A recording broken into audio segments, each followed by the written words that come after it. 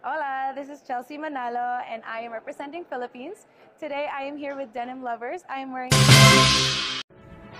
Naging busy ang mga kandidata ngayong araw sa ika-day 2 ng kompetisyon. Ngayong araw kasi ginanap ang kanilang registration at fittings. Fittings and registration. Para sa susuotin nila sa opening ng Miss Universe competition.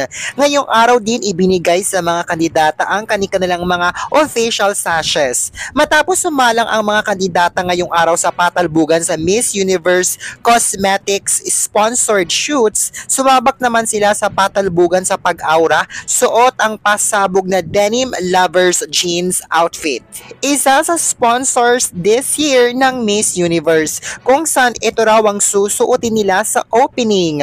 Kabugerang umaura-aura sa camera si Netherlands, suot ang kanyang light blue denim outfit.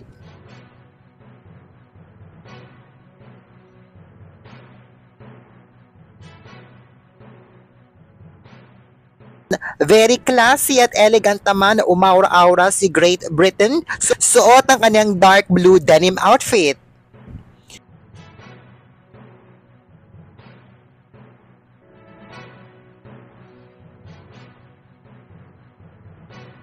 Hindi rin nagpakabog si Uruguay sa pag-aura sa camera, suot ang kanyang denim dress.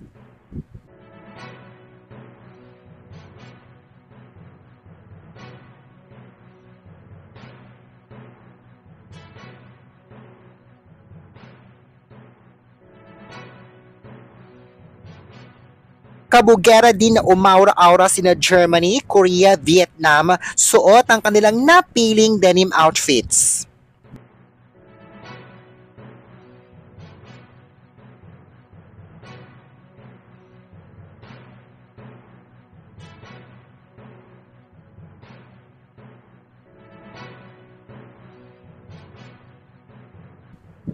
Ngunit isa sa umagaw ng atensyon ay ang pangmalakasang pag-aura ni Miss USA na isa sa itinuturing na dark horse sa competition this year. Makikitang kinabog niya ang lahat ng mga kandidata sa pag-aura. Suot ang kanyang pasabog na denim outfit.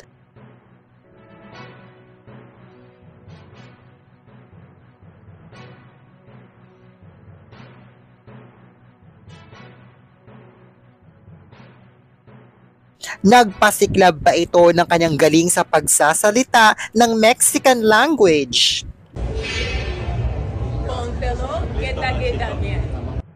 At ipinakita nito ang kanyang pasabog na pag-aura sa camera. Grabe din ang kanyang projection sa camera na talagang kabugera. Ngunit hindi naman nagpakabog ang pambato ng Philippines na si Chelsea Manalo sa patalbugan ng denim jeans sponsored outfit. Very cutesy, very demure naman ang atake nito, suot ang kanyang denim jeans with her statement earrings. Hola, this is Chelsea Manalo and I am representing Philippines. Today I am here with Denim Lovers. I am wearing this beautiful outfit for today.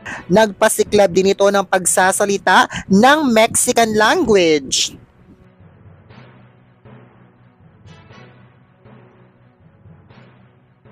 I think it fits perfectly with all of us, the other delegates at the same time.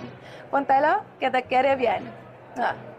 Ang ganda ng denim jacket nila. May nakalagay na Miss Universe logo sa likod. Tapos sa harap, may nakalagay na country name at flag ng mga kandidata. With the sponsor name. Wow, I love it. And with the detailing of the flag. So pretty. Nagustuhan naman ito ng mga owners ng Miss Universe na si Anja Krajutatip at Raul Rocha Canto. Ayan, anong say mo sa patalbugan ng mga kandidata sa Denim Lovers sponsored outfits? Sino ang pasabog para sa iyo? Si Chelsea ba? Anong say mo sa pagdadala niya ng kanyang denim outfit? Pasabog ba? For me, this round, panalo sa akin si Miss USA. Isa siya sa tinitignan ko ngayong makakapasok sa top 10, even sa top 5. Kabugera siya, winner. Kay Chelsea naman, this time, medyo nakulangan ako.